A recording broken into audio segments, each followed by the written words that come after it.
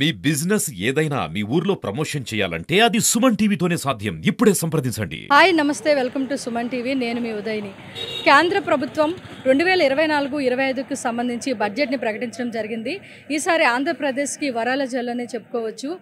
దాదాపుగా అమరావతికి అదేవిధంగా పోలవరం ప్రాజెక్టుకి సంబంధించిన ప్రత్యేక ప్యాకేజ్ని కూడా రిలీజ్ చేయడం జరిగింది.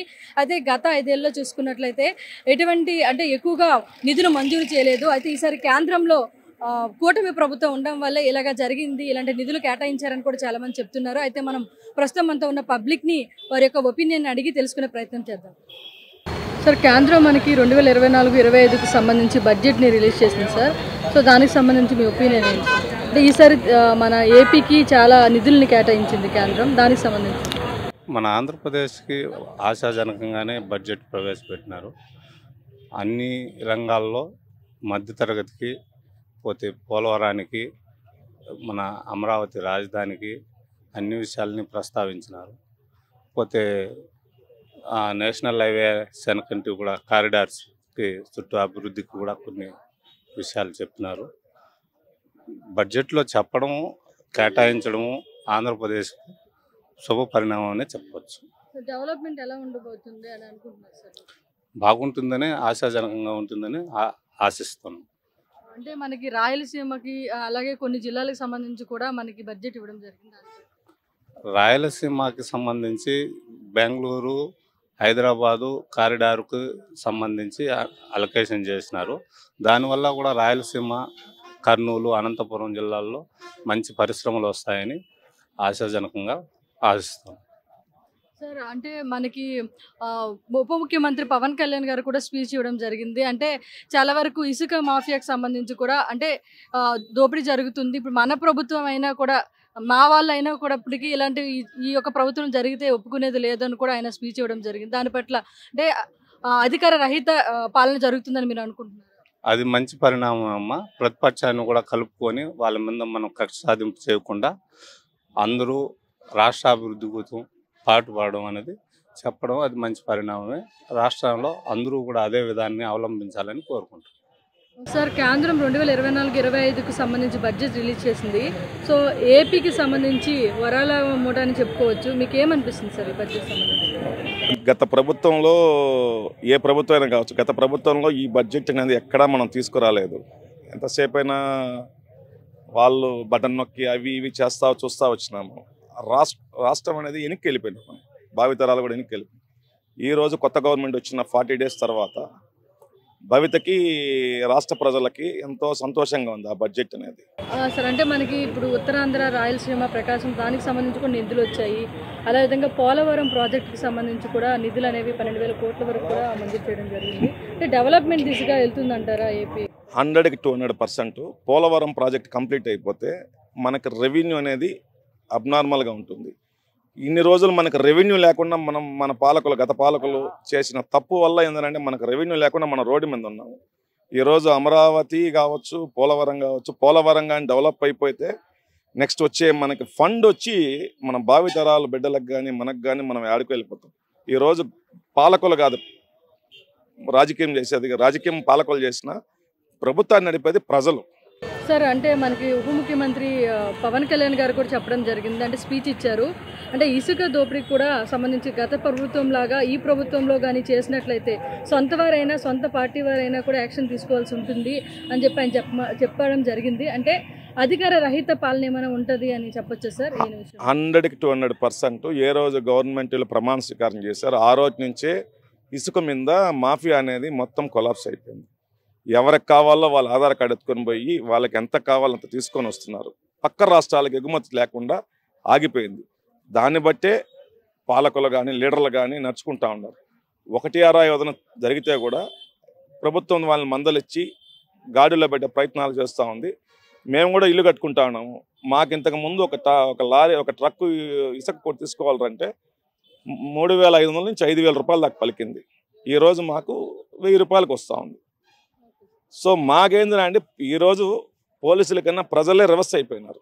ఎక్కడ కూడా ఏంటంటే నువ్వెవరే మాఫియా, నువ్వు మాకు అడ్డదారులు మాకు అమ్మేది, మేము డైరెక్ట్గా ఆధార్ కార్డు ఎత్తుకొని పోతే మాకు ఇంత కరెక్ట్గా వస్తుంది అంటున్నారు. ఈరోజు పవన్ కళ్యాణ్కి ఇంటెలిజెన్సీ వాళ్ళు చెప్పకపోయినా ప్రజలే వాళ్ళకి మెసేజ్ పెడతా అంటే రెస్పాండే జరుగుతుంది. నిన్నగాక మొన్న వచ్చి శ్రీకాళహస్తిలో జరిగింది. వేరే లారీలు పోతున్నాయి చెన్నైకి, ప్రజలు ఆపేసినారు. ప్రజలు ఆపి డిప్యూటీ సీఎం గారికి మెయిల్ పెట్టారు. వెంటనే స్పందించేసి సీజ్ చేసినారు. అదే ఇసుకని 800 రూపాయలు గవర్నమెంట్ నిర్ణయించిన రేటుకే కట్టుకునే వాళ్ళకి ఇచ్చారు. వర్కర్లకైతే పని బాగా దొరికింది. ఇది లైఫ్ లాంగ్ ఉంటుందని మేము, ఈ 5 సంవత్సరాలు కంటిన్యూగా ఉంటుందని మేము అనుకుంటా ఉన్నాం. సార్ మనకి సార్ ఏపీకి బడ్జెట్ అనేది చాలా నిధులు కేటాయించారు. అమరావతికి సంబంధించి, లేదంటే మనకి ఇంతకుముందు పోలవరంకి సంబంధించి కూడా 12,000 కోట్లు అనేది నిధులు ఇవ్వడం జరిగింది. దాని పట్ల మీ అభిప్రాయం సార్? చాలా మంచి పని చేశారు. ఇదివరకే మనకు అమరావతికి కంప్లీట్ కావాల్సింది. ఈ నిధులు అనేటివి లాస్ట్ టర్మ్లో కానీ ఇచ్చినుంటే ఇప్పటికి ఎప్పుడో పూర్తి అయ్యేది. అది తెలుగుదేశం ప్రభుత్వంలో చంద్రబాబు నాయుడు గారు స్థాపించినప్పుడు మన సెంట్రల్ నుంచి కూడా మన ప్రధానమంత్రి గారు అప్పుడు మట్టి నీరు తెచ్చి ఇవ్వడం జరిగింది. నిధులు కేటాయిస్తామన్నారు. మనకు స్పెషల్ స్టేటస్ కూడా ఇవ్వాల్సింది కూడా రాలేకపోయింది. అయినప్పటికీ కొంతవరకు సహకరించారు కాబట్టి 75% కంప్లీట్ అయ్యింది. ఇప్పుడు ఆ 25% కూడా పూర్తి చేసేదానికి మాట ఇచ్చారు కాబట్టి మన మోదీ గారు ఈరోజు ఆ బడ్జెట్లో ఆంధ్రాకు ఈ యొక్క కేటాయింపును కేటాయించడం 15,000 కోట్లు ఇస్తామని చెప్పడము, పోలవరం ప్రాజెక్టును కూడా కంప్లీట్ చేయించడం అనేది చాలా అదృష్టంగాను సంతోషంగాను భావిస్తున్నాము. ఇదే విధంగానే మన ఆంధ్ర పట్ల వాళ్ళు శ్రద్ధ చూపించి మన ఆంధ్రాని ప్రత్యేక హోదా కూడా ఇస్తే ఇంకా బాగుంటుందని చెప్పని కూడా కోరుకుంటున్నాం. ఎన్నో పరిశ్రమలు వస్తాయి. ఈ యొక్క అన్ఎంప్లాయ్మెంట్ కూడా మనకు తీరుతుందని చెప్పని కూడా కోరుకుంటున్నాం.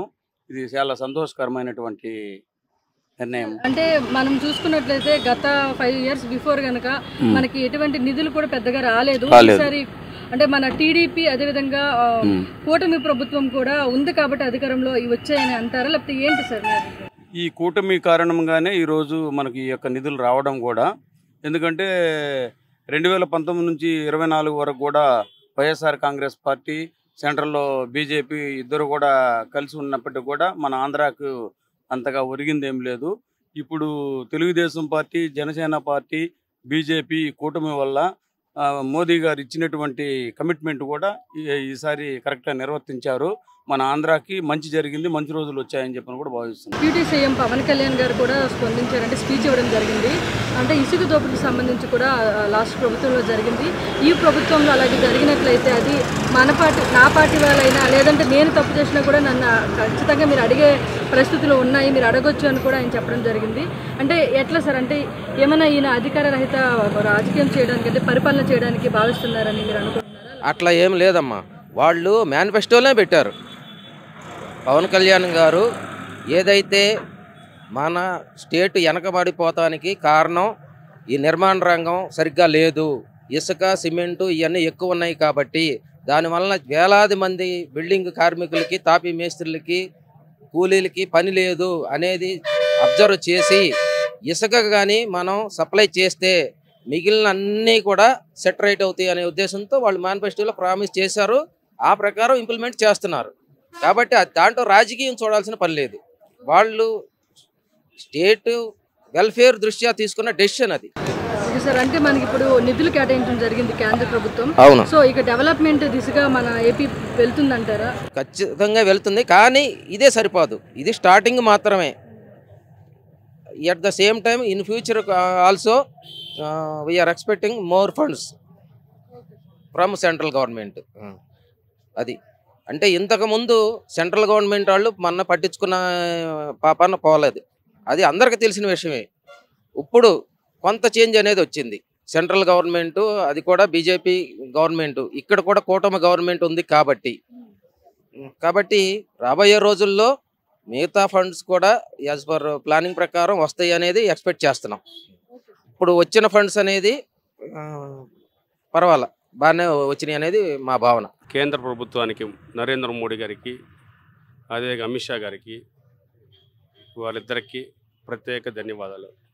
ఎందుకంటే ఏపీకి ఈరోజు మంచి అమరావతి ఇన్ని రోజులు 5 సంవత్సరాలు మూలపడిపోయినా దాన్ని కేంద్రం గుర్తించి 15,000 కోట్లు ఫస్ట్ టైం ఎన్డీఏ కూటమి ఫస్ట్ టైంగా పవన్ కళ్యాణ్ సార్ కానీ, చంద్రబాబు నాయుడు సార్ కానీ అందరూ సొరవతో ఎంపీలు అందరూ కూడా కలిసి అందరూ కేంద్రంపై ఒత్తిడి తెప్పించి చేసిన దానివల్ల ఫస్ట్ టైం ఇంత భారీ బడ్జెట్ రావడం ఏపీలో ఇదే ఫస్ట్ టైంగా ప్రతి ఒక్కరు కూడా చాలా ఆనందంగా ఉన్నారు, చాలా సంతోషంగా ఉన్నారు. అదేవిధంగా విదేశీ చదువుకుంటున్న పిల్లలందరికీ కూడా వాళ్ళకి విద్య కానీ వాళ్ళకి ఆర్థిక సహాయం కానీ అన్నీ కూడా అందించాలని ఏపీ సీఎం సార్ కానీ చంద్రబాబు నాయుడు కానీ పవన్ కళ్యాణ్ సార్ కానీ దీన్ని గుర్తించి చదువుకున్న పిల్లకాయలకి అందరికి కూడా మంచి భరోసా ఇచ్చి ఇక్కడ చదువుకున్న పిల్లకాయలకి ఇబ్బంది లేకుండా చేయాలని చాలా సంతోషంగా ఉందమ్మా, చాలా ఆనందంగా ఉంది. సార్ అంటే నిధులు అయితే కేటాయించారు, అంటే డెవలప్మెంట్ ఎలా ఉండబోతుంది? డెవలప్మెంట్ చాలా బాగుంటుంది.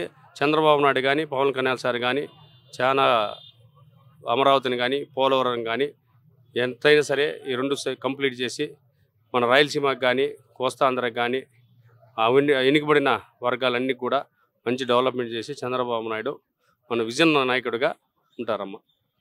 సార్ అంతేకాకుండా డిప్యూటీ సీఎం పవన్ కళ్యాణ్ గారు కూడా స్పీచ్ ఇవ్వడం జరిగింది. అంటే చాలా వరకు ఇసుక దోపిడీ జరిగింది లాస్ట్ ప్రభుత్వంలో, ఈసారి కూడా ఒకవేళ మన ప్రభుత్వంలో అలా జరిగిన లేదంటే నా సొంత వాళ్ళు చేసినా లేదా నేను తప్పు చేసినా కూడా మీరు క్వశ్చన్ చేయొచ్చు అని చెప్పి ఆయన స్పీచ్ ఇవ్వడం జరిగింది పవన్ కళ్యాణ్ గారు. దీనికి సంబంధించి అంటే ఎలాంటి అంటే ఆయన అధికార రహితంగా ఉండాలని చెప్పి ఆశించి అంటే ఆ విధంగా ఆయన చెప్పడం జరిగిందా? మేడం చాలా సంతోషం కాదు.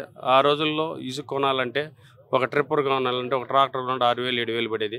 ఈరోజు అందరికీ ఫ్రీగా ఇసుకిస్తున్నారు. గవర్నమెంట్ మంచి నిర్ణయం చేసింది. దానివల్ల పేదవాళ్ళు కానీ వర్కర్లు కానీ మేస్త్రీలు కానీ అందరూ బాగుపడతారు, అందరూ సంతోషంగా ఉన్నారు.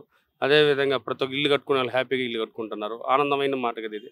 అందుకని పవన్ కళ్యాణ్ సార్ చెప్పింది మంచి నిర్ణయం. అంటే ఆయన ఇలా కూడా చెప్పారు, ఒకవేళ నేను తప్పు చేసినా కూడా మీరు అవును, పవన్ కళ్యాణ్ సార్ స్ట్రైట్ వర్డ్గా చెప్తారు. ఏదైనా కానీ ఉన్నదే చెప్తున్నాడు.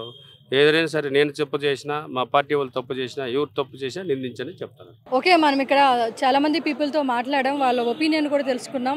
ఇదే విధంగా ఏవైతే నిధులు మంజూరు చేశారో అవి ప్రాపర్గా కనుక ప్రభుత్వం అనేది యూజ్ చేస్తే అన్ని రంగాలలో ఏపీ అనేది ముందుకు వెళ్తుంది, డెవలప్మెంట్ దిశగా కొనసాగుతుందని కూడా మనతో చాలామంది చెప్పడం జరిగింది. Keep watching Suman TV.